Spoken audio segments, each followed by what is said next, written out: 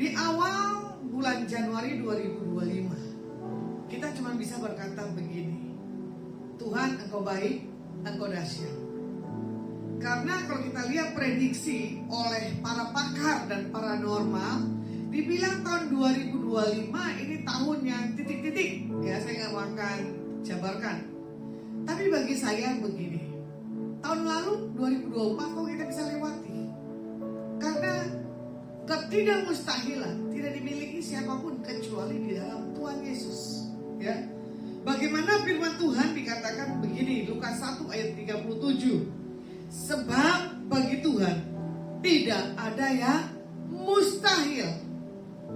Berarti begini, ya, segala perkara dalam setiap kehidupan kita 2025 ini, penyertaan Tuhan dalam setiap kehidupan kita, itu tadi, tidak ada yang mustahil. Kalau kita bisa melewati masa-masa 2024, wah itu bagi saya begini loh, Engkau dahsyat banget, gitu ya. Makanya Tuhan sanggup melakukan perkara yang besar di luar pemikiran, pemahaman, logika kita. Yang gak mungkin pasti menjadi mungkin, ya. Makanya di sini juga dikatakan apa? Tuhan berkuasa atas sekali langit dan bumi. Tuhan berkuasa atas setiap kehidupan kita. Dan Tuhan yang kita sembah tahu pikiran, perasaan, kemauan setiap kita, anak-anak Tuhan. Mazmur katakan di 127, di waktu tidur pun Tuhan bisa berkati. Jadi ketidakmustahilan bagi Tuhan itu gampang. Bagaimana sikap kita sebagai anak Tuhan? Ada nggak doa? Ada nggak pujian dan penyembahan yang kita naikkan pagi, siang, dan malam tanpa pernah berhenti? Ya, makanya kita lihat kembali yuk di Efesus 3 ayat 20 dan 21. Firman Tuhan katakan begini: bagi Dialah yang dapat melakukan jauh lebih banyak daripada yang kita doakan atau pikirkan, seperti yang ternyata dari kuasa yang bekerja di dalam kita.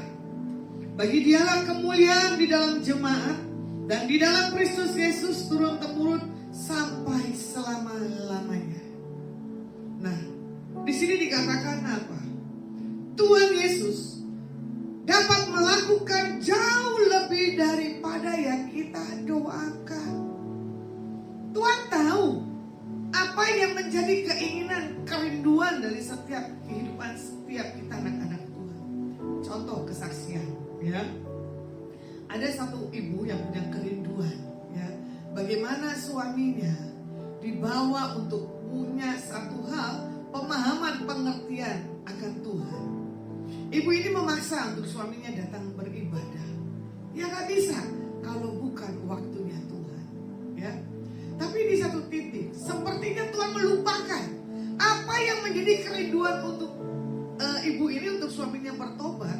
Tapi tiba-tiba suaminya bisa ikut, bisa berkata, aku antar ya kamu ke tempat ibadah. Nah itu tadi, bagi Tuhan gak ada yang mustahil. Dan bapak ini masuk ke tempat ibadah, dia rasakan ada sesuatu yang berbeda. Kebetulan yaitu dari percakapan yang contoh saya bawakan di atas bapak ini, dan saya bawakan satu buah kopi atau teh, gitu. Ternyata orang ini kan tersentuh dengan apa? Sikap hati. Oh, tempat ini nyaman. Oh, tempat ini berbeda daripada tempat yang kamu sering datangin. Nah, itu dia. Kehangatan, sapaan, itu yang orang butuhkan di akhir-akhir zaman ini. Karena apa? Menyentuh orang itu gampang kok, gak susah pakai tarik-tarik foto, ya. Makanya dikatakan apa? Doakan atau pikirkan kuasa Tuhan bekerja dalam setiap kehidupan kita. Makanya Tuhan bisa nyatakan kemuliaannya bagi setiap kehidupan kita. Makanya berkat Tuhan selalu akan mengalir kepada orang-orang yang punya rasa haus dan lapar akan Tuhannya. Makanya kalau Tuhan bisa banyak melakukan perkara ajaib di tahun 2024, apalagi di tahun 2025. Saya punya visi buat Adonai dan Menara 20 penggenapan janji-janji Tuhan terjadi. Ya, makanya kalau bagi Tuhan gak ada yang mustahil, berarti apa? Sudah terjadi pemulihan di banyak area dalam setiap kehidupan kita. Dan kita sudah mendapatkan janji-janji Tuhan dalam setiap kehidupan kita. Makanya jangan pernah lihat masalah buat ke depan ini. Yang kita lihat, Yesus ada di depan kita. Yang kita tahu, kita ada di dalam tuntunan Tuhan, tiang awan dan tiang apinya. Nah, makanya di sini juga dikatakan apa? Karena kekuatan kita berasalnya daripada Tuhan, bukan berdasarkan dari apa yang kita tahu, apa yang kita kenal, atau apa yang kita punya koneksi. Ya, makanya di sini dikatakan juga apa? Yesus membuka telinga orang tuli. Itu yang mujizat Tuhan lakukan. Ya, bagaimana kita lihat kisah daripada Yusuf?